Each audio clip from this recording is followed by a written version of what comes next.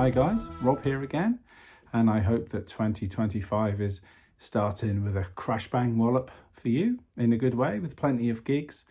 I'm actually getting quite a lot of local gigs actually at the moment. With Little Men, there's one coming up in Bath at the chapel, and one coming up at Corsham at the Pound Arts Centre, which I'll fill you in on nearer the time. And also a brilliant little jazz trio with my friend Dan Temmink on piano and Duncan Kingston on bass is now doing a monthly show at the Rye Bakery in Frome, which is cool. So again, when some dates, well, there'll be one this month. When it comes up, I'll certainly get on social media and on here and let you guys know. And if you're local to that area, come along and see me play some jazz, because I haven't played that kind of, what do you want to say, modern ambient jazz for a long time. So me and Duncan go back probably about 25 years now, and me and Dan probably 15 years now or something. So, you know, it's we've played in all sorts of different lineups. So it's good that we can go out and do some trio stuff. And also we'll be going out with the great Matt Sibley as well on sax, joining us. So we'll become a quartet. So again, news on that. There'll be a gig at the Royal Oak in Swindon. So at the moment, it's all kind of foot soldiers, all men, women, people on deck to try and get local gigs, because there's no touring or anything in the offing. So, you know, I'm really getting my head down. And if you would like a trio or quartet to play somewhere near you, maybe you're an arts centre or a drum school, maybe, and you're having a project on jazz, then give us a shout, because there's something we can sort out with a quartet, trio, or just me on the drums and so on. Anyway, so that's happening. So that's quite exciting. I've also got a very interesting piece of electronic equipment sat over there, but that's going to be on another video in a minute. And I'm going to film 3 or 4 in a row today, because I've got a little bit of time. Then I'm off, surprise, surprise, to the studio to do some more work. So this first one, this is something that I've spoken about before. And really, I'm just trying to encourage drummers to think about this and maybe get involved in some way and get some feedback and, you know, get it as a two-way thing. Maybe you send me some ideas either in the comments below, or you can always send me some videos of you playing or audio of you playing. I don't know. But, you know, I've spoken a lot about this kind of, where does this creative process come from, of us sitting on the drums and just playing. And with my students, and any of you that are students of mine out there watching this will know, sometimes in the lesson, not always, but I'll say just play, warm up. I'll just wander about doing bits and bobs. You warm up and get ready for the lesson, because it's usually on a Sunday and it could be at the moment quite cold. So, you know, and it could be sometime in the AM or the PM, but warm yourself up. You might not have been playing so far in that, you know, in the day. So, and they never know what to play.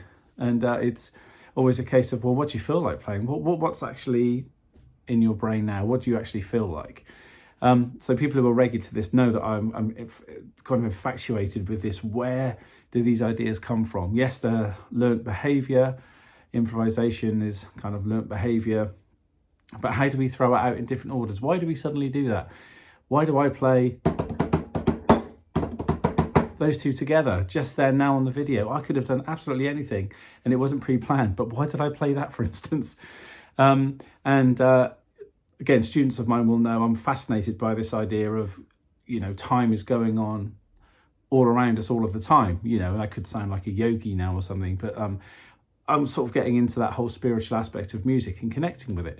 So try and hear me out if you're not into it. Keep watching. So I'm just trying to find out that the idea of that rhythm is all around us. It's the earth is resonating, sounds being created about us, and how do we latch onto those, and why do we latch onto those, or indeed do we actually latch onto those, or is it just our brain going, play a paradiddle, play an 8th note triplet, play a rock beat? You know, when we're at the drum kit improvising, you know, this isn't on a gig. This is this is when we're just at home or in the garage or in our shed or in a rehearsal room, bedroom, wherever you put your drum kit, in the kitchen even, where I've got one of mine. Yeah, so, you know, I'm interested in what people think about it. If you think it's just nonsense, that's cool too, just saying that. And if you've got an experience of this, of like, I played something that I never thought I would ever play. Now, this is interesting because I think nearly everybody's been on a gig or a session or a jam session or a rehearsal where they've played something. I heard it just the other day. A student came to me, Chris, from Yeovil for a 3-hour session. And he said sometimes he plays things with his band. Hi, Chris, if you're watching, by the way. Good lesson, well played. That, you know, when he plays sometimes and they're jamming before they do the song, he'll play something and someone in the band will turn around and go, where did that come from? And he'll just go, I don't know, it just came out. Do it again. Oh, I can't. You know, that's fascinating to me. You know, where does that suddenly come from, that spark of inspiration? Yeah, within us, within our brain, but, you know, is that learned behaviour? No, because we've never played it before. So that's kind of my point in a way. It's kind of like, oh, there are elements of this. You could say, that's a thing. It isn't just spiritual Obi-Wan Kenobi stuff. So if you can sort of remember the last time you had that feeling, and I know all of my students, every single one of them throughout the years has said that to me at some point. So that does exist. So this is kind of proof that like, where does that come from? Especially if you've never played it or you haven't learned it. Where does it come from? So this is what I'm saying. So as I say, it's a two-way thing. So if there's anything you want to share with me on this, as I say, you know, all the pros and the cons, negative, positive, or whatever you think about this. But I'm kind of fascinated by this. And it's almost like when I was explaining, and I explained at my clinics, and this is nothing new, it's just music, you know, rhythm theory of note values. You know, you could have like 64 notes running at the very top and then 30 seconds, you know, and then we build our way down to just the lonely quarter note or crotchet at the end of it. You know, you could even have a whole note if you want, if you're going to get sort of that finicky about it. And of course, there's minims as well, you know. So they're all kind of running at the same time, though even though we might be feeling one tempo of 1, 2, 3, 4, 5, well, let's say it's in 7, 1, you know, that's the tempo. It doesn't mean we only have to play da da da da digga digga digga digga da da da da da da da da da whole notes. 5, 6, 7, da 2. If it's in 7, it doesn't matter what it's in, does it? Don't want to get bogged down in those details. But there's all kinds of rhythms happening above this, and tempos happening below it. And there's, you know, we could polyrhythm some of these patterns as well, so they go slightly across. There's all these like different sort of options that it's almost like, I likened it the other day to somebody, because unfortunately David Lynch died, and I did a little arty thing about a year ago, maybe it was 2 years ago now, on not just musical people that had influenced me, but movies and artists and things like that, you know, and film directors and actors and whatever. And he was one of them. And I found that, you know, getting into his work, there was always a deeper level to his work. You know, you could always see it on one thing. Like I was rewatching some parts of Twin Peaks, and it's easy to think those performances are wooden, but they're made to be kind of wooden at times because the way he wants that dialogue put across. But then there's the undercurrent of why are they being like that, you know, and above, what are they up to? What is he really or she really saying that? No, they're not. And why are they sort of over saying it as if they're in Amdram? Like, you know, all this kind of stuff, it gets deeper. And it kind of, I think I put on social media my little tribute about David Lynch the other day. You know, he kind of spoiled me for, in a way, with his movies and his TV stuff and his short films, because anything else just seemed a bit kind of like pale.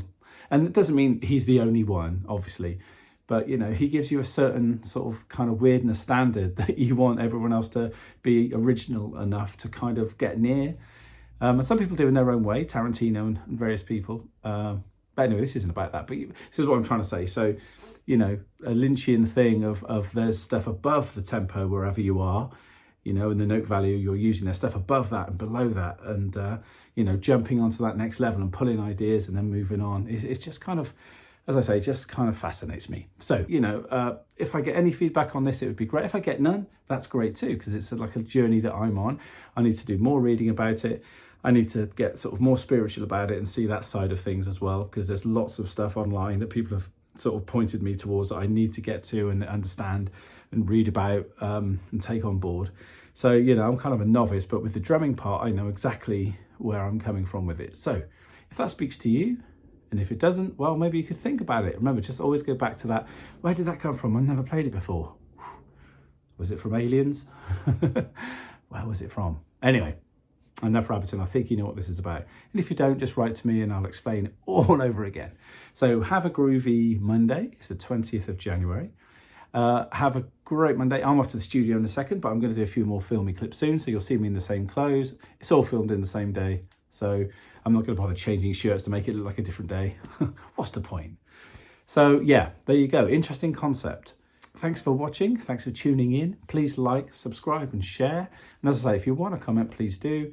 And if you're fascinated by this, please write to me. I'd like to get more people involved in this because I think it's quite a big question, like a huge question mark in front of me. So yeah, groovy times. Take care, guys, and I'll see you soon.